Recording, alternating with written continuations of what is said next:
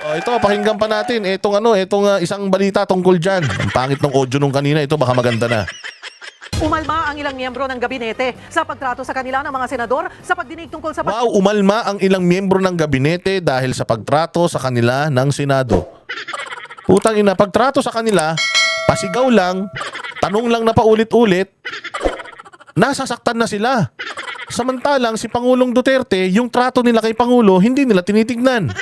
Dating presidente, mahal ng Pilipino, ang dami nagawa sa bayan, nakatulong sa laban sa insurhensya, naubos ang adik, pandemic, nairaos tayo, bil.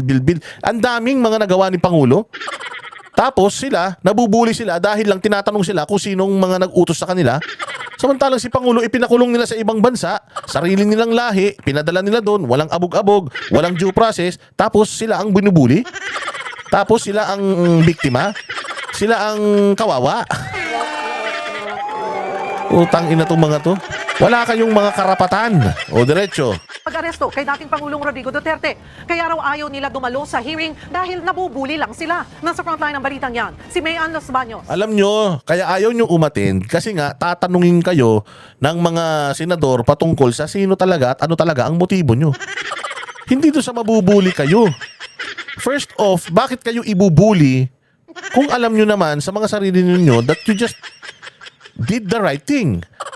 Yung legal na paraan ang sinunod ninyo. Hindi kayo sumunod sa legal, kaya takot kayong umattend dito.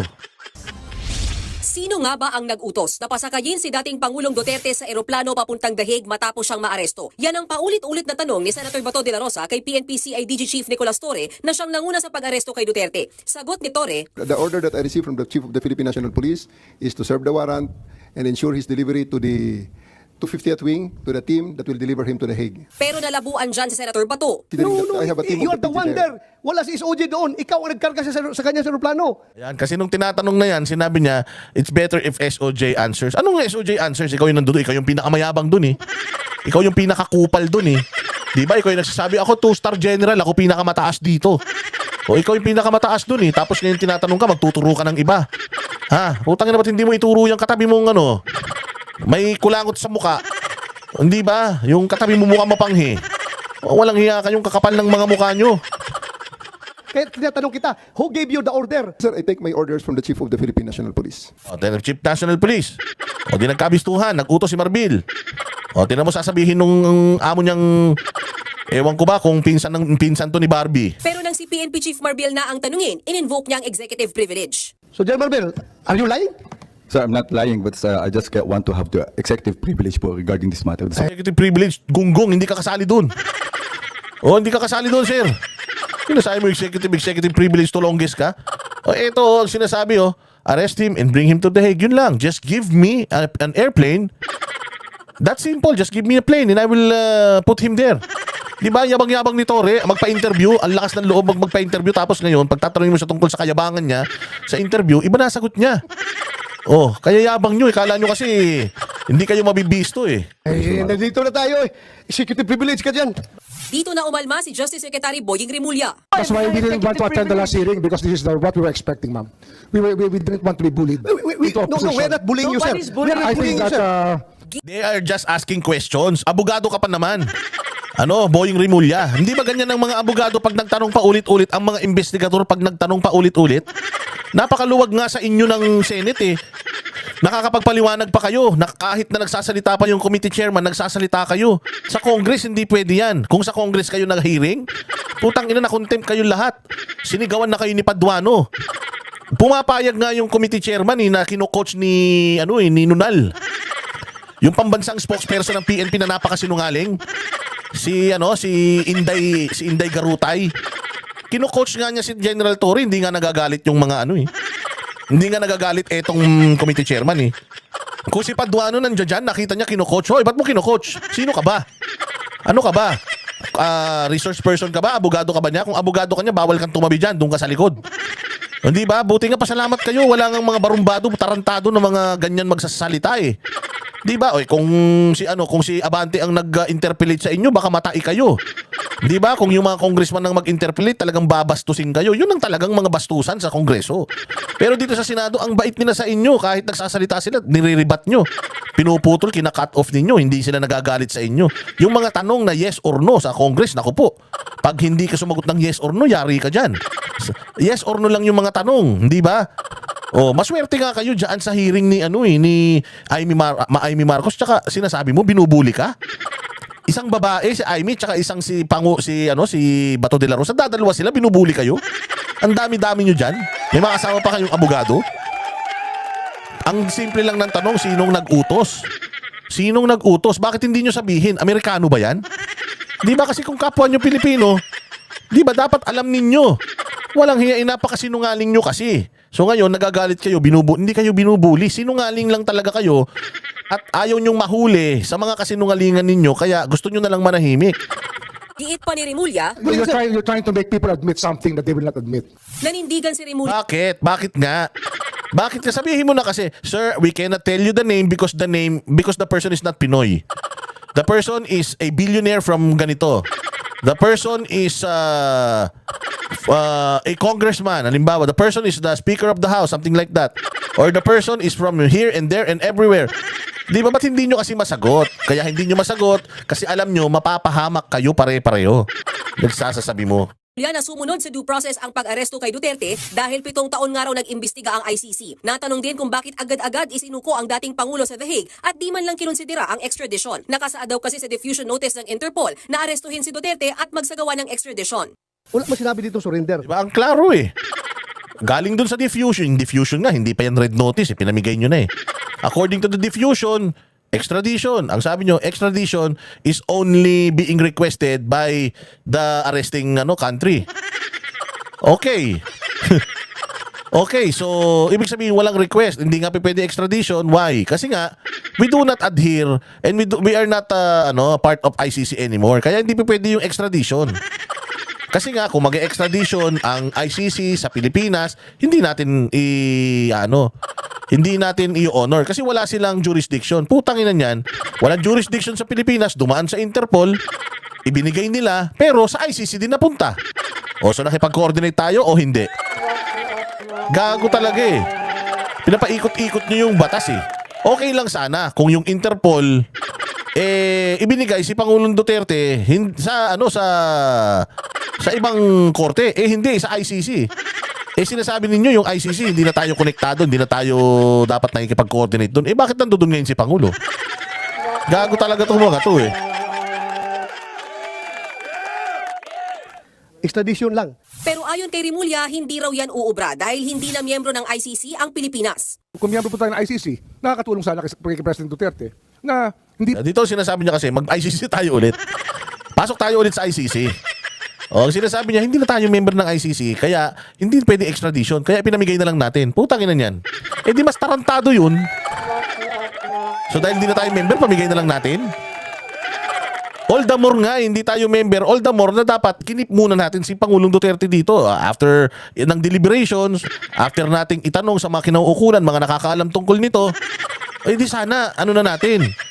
Hindi muna natin ibinigay doon kasi pag binigay nila doon, paano kung sabihin ng Korte Suprema mali? Paano kung mag-rule ang Korte Suprema mali? Anong gagawin ninyo? Kaya nyo pa bang bawiin doon? Hindi na, kasi nandoon na eh. Yun sana ang naisip ninyo bago natin dalhin doon kasi pag dinala natin doon, wala nang bawian yan, touch move na yan. So keep muna natin dito, pag-usapan muna natin, bago natin, dapat ganun, boying. Hindi nagmadali kay bakit ka nagmadali ka? Sabihin mo na kasi nagmadali kami kasi para yung mga issues ng Bayang Pilipinas ma-divert. Nagmadali kami para hindi pag-usapan yung GAA, para hindi pag-usapan yung PhilHealth, yung flood control system na ninanakaw, o na sa election, sa kampanya, para hindi na makapangampanya yan, o para hindi na siya makapag-abogado sa anak niya sa impeachment. O ang daming dahilan, boying, mamili ka na lang. Ini-stylan nyo pa kami. Alam naman namin na yan ang dahilan eh. Kunyari pa kayo eh. Yan naman talaga ang reason why ipinamigay nyo yung pinakamamahal namin presidente ng Pilipinas. Tangina, dapat kayo ang ipamigay sa Africa eh. Okay, pakain kayo sa mga leon eh. Hindi po siya ililipad. Siya po yung mismo nag-atras ng ating membership eh. Kung ganyan, ayon sa ilang senador, dapat daw mas hindi sinurrender si Duterte sa The Hague at ikinulong na lang sa lokal na korte. Yun ang best judgment namin. Yun po ang tingin namin. Diba, bobo? Yun ang best judgment mo, imali nga eh.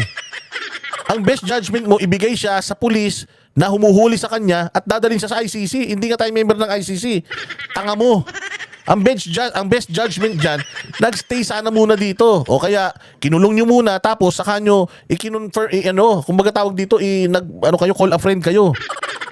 Kasi sa ibang bansa, mga bossing, sa ibang bansa, hindi pwedeng Interpol ang aaresto. Laging ang aaresto yung mga pulis sa lugar na yan at ganun pa din. Lahat ng mga hindi yan basta-basta automatic dinadala doon, hindi.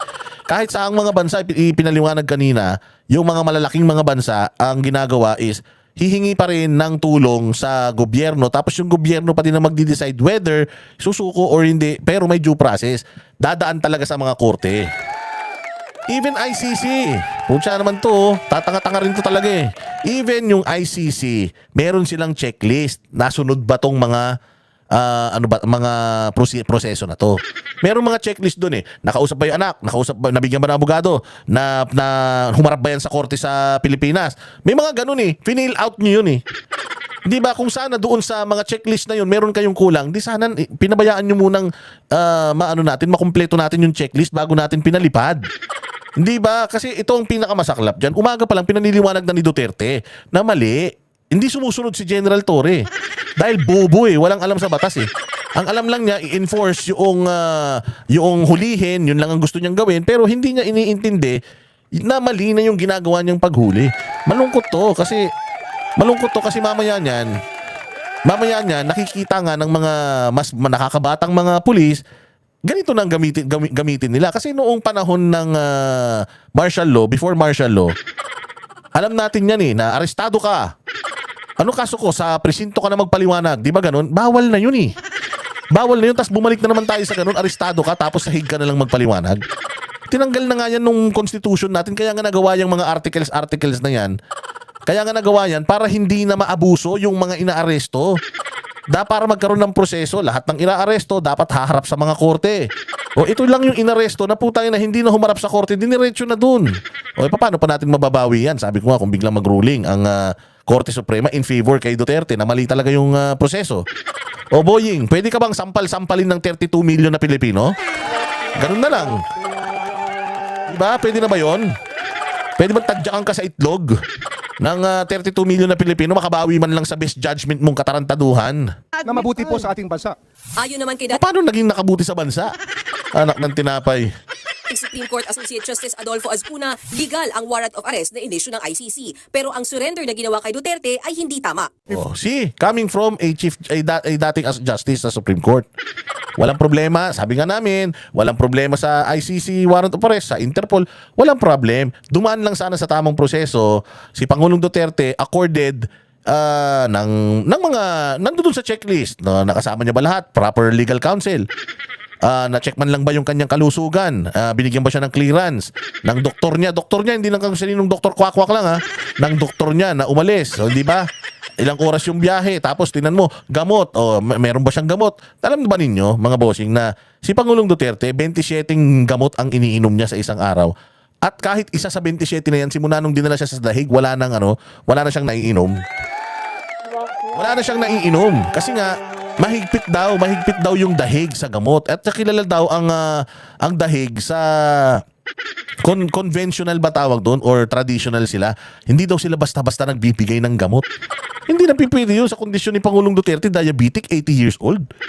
Tapos wala pa siyang naiinom na gamot doon sa 27 na gamot niya per day simula nung dinala siya sa dahig. Delikado talaga yun. Even if you say magaling ang mga ospital doon, still hindi nila alam yung history ni Pangulong Duterte.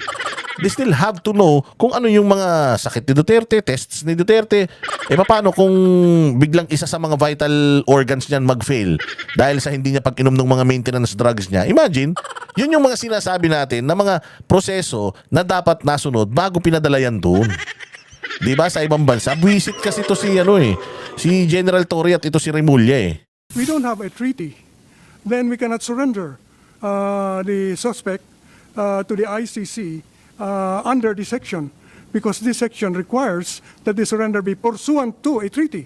Tingin din ni Azcuna posibleng nagkaroon ng pang-aabuso sa proseso sa pag-aresto kay Duterte dahil hindi muna siya idinaan sa korte sa ating bansa. Ayon pa sa ilang eksperto, ang hindi pagdaan sa lokal na korte bago isinorender si dating Pangulong Duterte sa dahig ay maaring tignan bilang violation o paglabag sa ating sariling konstitusyon. Maituturing daw kasi ang extrajudicial rendition, bagay na kailangang resolbahin ng Korte Suprema. Sa gitna naman ng hearing, napaiyak si Senator Robin Padilla habang nagbibigay ng mensahe si Senator Bongo kay Duterte. Nag-walk out din ang senador pagkatapos. Nagbabalita mula sa frontline. Alam mo, ganyan natin kamahal si Pangulong Duterte. Si Senator Robin Padilla, talagang ang pagmamahal niyan kay Pangulong Duterte ay abot langit talaga. Kasi kumbaga, mentor natin yan si Pangulong Duterte. Ang daming naitulong talaga niyan sa bayang Pilipinas. Ang dami talaga. Kaya hindi ko talaga maintindihan. Itong si General Torre, actually kasama din ng NTF-ELCAC . Inaano nga nila yan, I believe, sinabi nga ni Doc Norin Badoy na ino-orient daw nila yung mga yan patungkol nga sa mga aktibidades ng mga komunista para maubos nga yung mga yan sa Pilipinas. Diyos ko po. Tapos, mga walang utang na loob. Takin na, naparangalan. Mantakin mo, naparangalan ka, nahuli mo si Pastor Kibuloy. Isang pastor, naparangalan ka. Buti sana kung nahuli mo, Abu Sayyaf. Buti yung nahuli mo, pinahuli mo, yung leader ng Kuratong Baliling. Nung mga kidnapping, di ba ngayon may mga kidnapping, namamatay pa yung mga kinikidnap, pinuputulan ng daliri, nahuli nyo? Hindi nyo mahuli. Bakit? Putang ina, mayabang lang kayo kapag ang hinuhuli nyo, pastor. Pastor, wala namang ano yun, wala namang kalaban-laban yun. O kapag inyong hinuhuli nyo, matandang dating presidente, 80 anyos na may sakit na. Yabang-yabang, kakalad ka rin nyo pa. Tapos naparangalan kayong dalawa ni Nonal dahil dyan, di na kayo nahiya. Ba't di nyo hulihin? Si Nur Miswari, subukan nyong hulihin. O hindi ba, ba't hindi nyo magawa? Ikaw, Torre, subukan mong yung mga moske, isara mo. O tingnan natin kung hindi habang panahon nang magsara yung mga mata mo. Kaya napaiyak si Robin Padilla. Sabi nga ni Robin Padilla, ni Senator Bongo, na si Pangulong Duterte matanda na, hindi na nga niya kayang magsintas ng sarili niyang sapatos. Hindi na nga niya kaya yung sarili niya, binubuhat na nga yan. Nagtrabaho yan para sa Pilipinas, tapos ganun ang ginawa niyo, tapos proud ka? Pinaparangalan ka ni BBM, proud ka? Kayong dalawa ni Abalos, na ang accomplishment, mahuli si Alice Guo, at saka mahuli si Pastor Apollo Kibuloy. Alam mo ba kung anong nagagawa ni Pastor Apollo Kibuloy sa bayang Pilipinas? Wala pa kayo sa mga ranggo ninyo, si Pastor Apollo Kibuloy tumutulong na sa Pilipinas. Tapos proud na proud ka, nakahuli ka ng isang pastor. Putang ina. Kumbaga, ako taga-Africa, nakahuli ako ng pusa. Putang ina, pinagmalaki ko na. Okay lang kung ang nahuli mo leon, nahuli mo buhaya, nahuli mo yung great white shark. Okay lang, putaan, nahuli mo mabait na tao. Tapos, ang yabang-yabang mo, ang nahuli mo, hindi, wala nga baril yung nahuli mo, kapal ng mukha mo. Tapos ito, sumunod na hinuli mo, si Pangulong Duterte, halos di na makalakad. Putang nang yabang-yabang mo. Kung matikas pa si Pangulong Duterte, siguro mga 10 years ago, baka hindi ka makalapit dyan. Yung mga pag-ganun-ganun mo sa social media mo, pabunot-bunot ng baril mo, baka may hindi mo magawa dyan.